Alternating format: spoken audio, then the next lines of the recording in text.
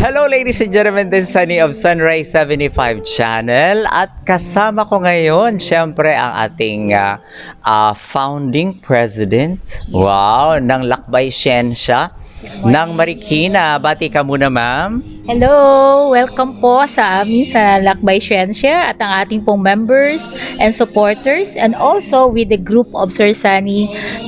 Yun po ay kailangan po natin mag-share ngayong 2024, December 28. No? Yun po, mark the day. Yes, Sir Sunny? Yes, so of course, Ma'am Jessica Mateo is very supportive of this gift-giving activity that we are doing in Central 1 in Arawan. Kasama dyan yung mga taga Sitio Calacad, and also may mga nai-invite pa tayong mga taga Sitio Inuman. Yes, na pumupunta sa atin. So marami para tayong recipients, ano? Yes, ma'am. Actually, at actually sa ating mga collaborators din, we have those coming from, hopefully this time, we're going to invite somebody from Taguig City University, from other teachers. Umi-extend ng ating social partners. Yes. Dumadami tayo.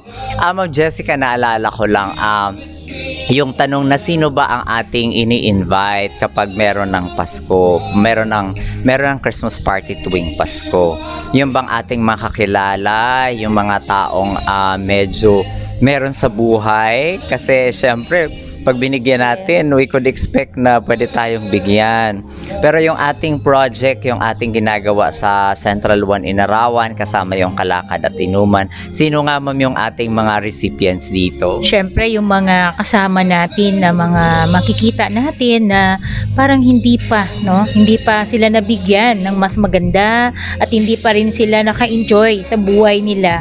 So, for example, itong mga kapitbahay natin na ilagay natin na kunti lang po na kinikita nila. So, kung tayo naman ay may sobra dyan, no, pwede po nating i-share kasi ito pong kaligayahan nila, no, simple lang, Sir Sunny, yes, pero still, no, yun po ay mahalaga na po yan sa kanila at malaking bagay po itong maitulong natin, no.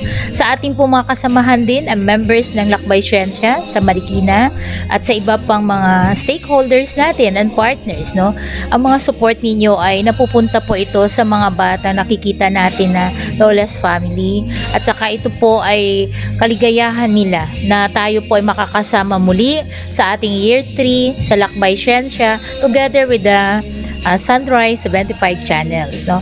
So alam ko nandyan lang kayo, no. So tingnan natin at pahalagaan natin yung araw na ito kasi ito po ay a day, no, to celebrate with our teachers, learners at lahat po na makikita natin na magjo-join, no. I-include na rin po natin ang ating mga kasamahan, no, na kung saan sila din ay magbibigay. Ayaw din nila magsabi, Sir Sunny, no.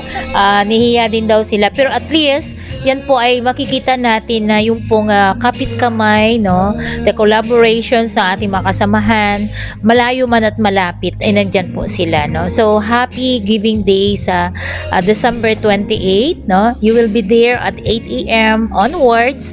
At saka yung ating mga kasamahan naman, no, makikita natin nag-i-enjoy sila kahit kunting bagay ma-share, mahalaga na po yan sa amin. Yes. Maraming salamat for inviting us, no, for the Sunrise 75 channel. I know na ito po ay minsan lang kumakatok sa puso natin. Pero yung pagkatok po niya ay nagbibigay ng daan para tayo makabigay ng credit. Hindi man natin nakikita si Lord, pero nandun po ang blessing. 100% po yun. Or 100 folds po yun, Sir Sunny, no? Sige po, yes, Yeah. diba? Thank you very much, Ma'am Jessica Mateo, ang ating very generous and also my friend. We're from the same place. And we would like to serve also as light model na kahit gaano kasimple ang buhay, sa kung ano ang ating natanggap ay pwede nating ibahagi. At babalikan ko yung aking sinabi kanina, sino ba ang ating binibigyan? Yung makakapagbalik ba ng pabor sa atin? O yung mga taong hindi makakapagbalik ng pabor sa atin? Sabi nga ni Jesus, whatever you do to the least of your brothers and sisters, you do them to me. Ayan. So this December 28, 2024, the things we're going to do during that day ay hindi tayo nag-i-expect ng kapalit. Para yan sa kanila. And we do that for our brothers and sisters and for the Lord. And hopefully ay maging example, maging practice natin na magbigay para mapagaan ang buhay ng iba. Once again, maraming salamat sa inyo at binabati natin ang Jesus Center of Worship, ang Barangay Council, Jesus Center of Worship led by Pastor Cheryl de los Santos, yung Barangay Council ng Inarawan led by the Honorable Barangay Captain James Roderick Rick Bautista, sila Kagawad RG Luna, sila Kagawad Joel Cubillas, sila Kagawad Baloy Oclarit at lahat ng mga counselors sa Barangay Inarawan. We are happy to serve sa ating barangay and we hope to see you there also kay SK Chairman James Ibit at sa lahat ng kanilang mga counselors sa SK.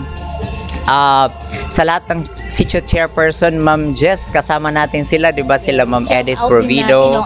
Shout out mo si homeowners, si Yes. Pres Albert Cuevas. No? Yes. Yes. At syempre yung inyong chairperson there, si Chairperson Benji Marcha, Yeah. Chairperson Edith Provido, at ang SWIHOA, Central Una Inarawan Homeowners Association with our President, President Toti Paclebare and the Council.